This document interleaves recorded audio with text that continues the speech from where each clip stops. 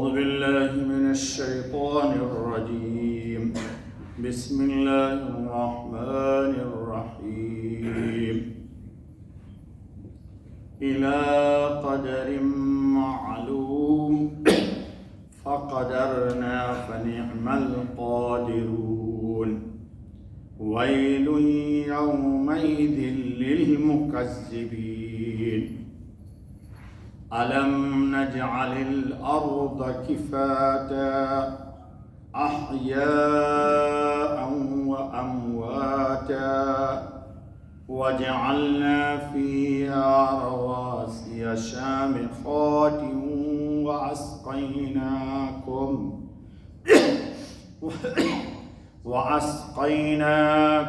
ماء فراتا. ويل يومئذ للمكذبين. صدق اللہ العظیم. دوستو، آج المرسلات کی آیت 22 سے 29-28 تک پڑھی گئی. کل آپ کے درس میں آیا تھا کہ اللہ رب العالمین نے ہمیں یاد دلایا ہے کہ اپنی تخلیق کو ذرا یاد کرو کہ انسان کی تخلیق ماں کے بچہ دانی میں ہوئی ہے، جس کو مادر رحم کہتے ہیں. اللہ فرماتے ہیں آگے، الی قدر معلوم، ایک وعدہ مقرر تک. ہماری رہائش مادر رحم میں ایک متعین مدت تک رہی.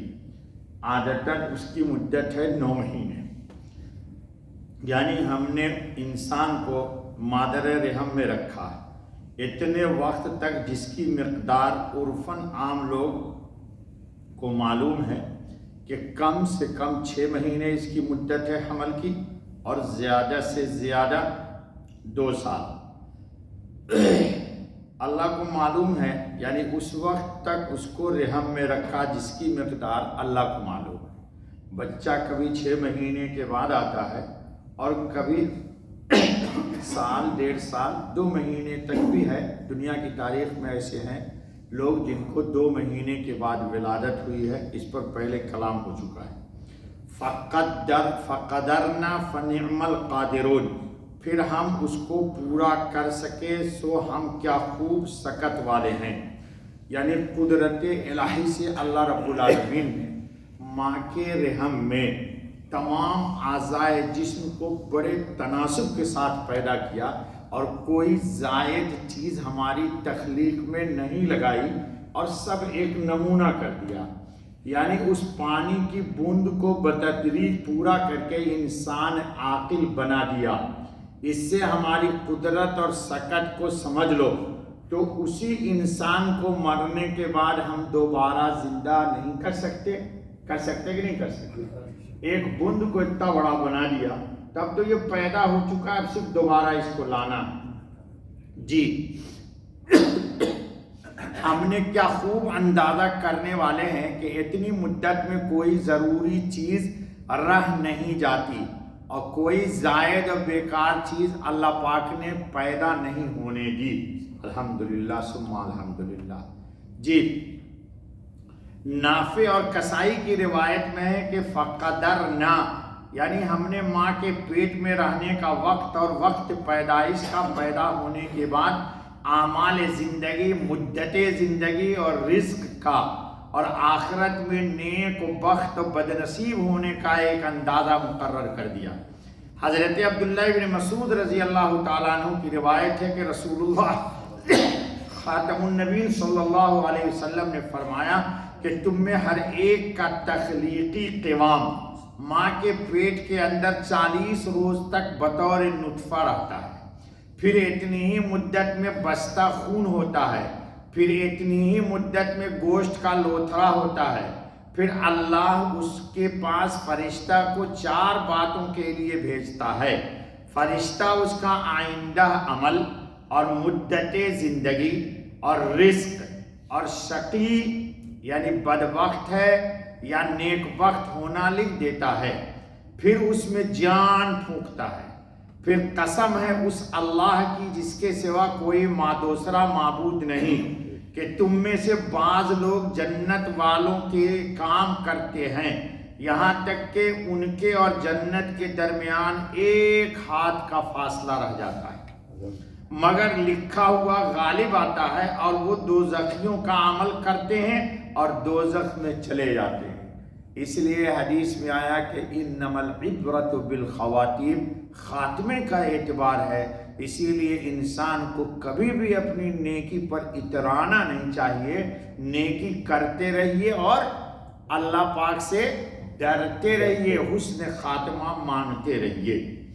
ویل یومئذ للمکذبین، خرابی ہے اس دن جھٹلانے والوں کی، منکروں کو حسرت ہوگی جو یوں کہا کرتے تھے کہ مٹی میں مل کر جب ہماری ہڈیاں تک ریزہ ریزہ ہو جائیں گی پھر کس طرح زندہ کر دیے جائیں گے، اس وقت اپنے اس سے لچر پوچ شبہات پر شرمائیں گے۔ یہ جو بودا اعتراض کیا ہوا ہے، ندامت کے سوا ہاتھ کچھ نہیں آئے گا، ندامت سے ہاتھ کاٹیں گے، جیسے کہ 19 پارے میں گزرا ہے۔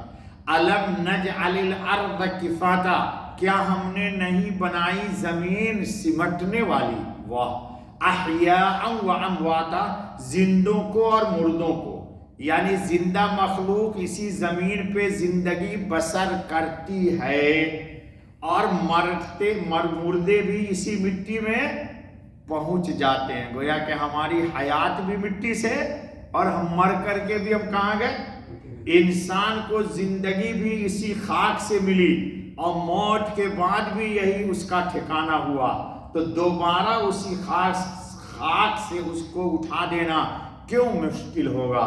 اسی لیے مردہ دفن کرتے تو کیا پڑھتے، منہا خلقناکم وفیہا نعیدکم ومنہا نخرجکم تارۃ اخری، اسی سے تم کو پیدا کیا گیا، یہی میں نے لا کے رکھ دیا اور اسی سے اللہ تم کو اٹھائے گا انشاءاللہ۔ وَجَعَلْنَا فِيهَا رَوَاسِيَ شَامِخَاتٍ وَأَسْقَيْنَاكُمْ مَاءً فُرَاتًا، اللہ اکبر، کیا بات کہہ دی قرآن نے۔ اور رکھے ہم نے کہ زمین میں بوجھ کے لیے پہاڑ اونچے، اور پلایا ہم نے تم کو پانی میٹھا پیاس بجھانے والا۔ اللہ کی قدرت دیکھیے، زمین میں پہاڑ بھی رکھ دیا جو سخت سے سخت ہے جی، اور اس کی ضد ہے نرم سے نرم پانی، دونوں اسی میں رکھ دیا۔ اب سنیے، پہاڑ اور پانی، یعنی اسی زمین میں پہاڑ جیسی وزنی اور سخت چیز پیدا کر دی جو اپنی جگہ سے ذرا جنبش نہیں کھاتے، اور اسی زمین میں پانی کے چشمے جاری کر دیے، پہاڑ میں بھی چشمے جاری ہیں جو نرم و سیال ہونے کی وجہ سے برابر بہتے رہتے ہیں، تو ایک سخت ہے اور ایک نرم ہے، اللہ اکبر، اب بڑی سہولت سے پینے والے کو سیراب کرتے ہیں۔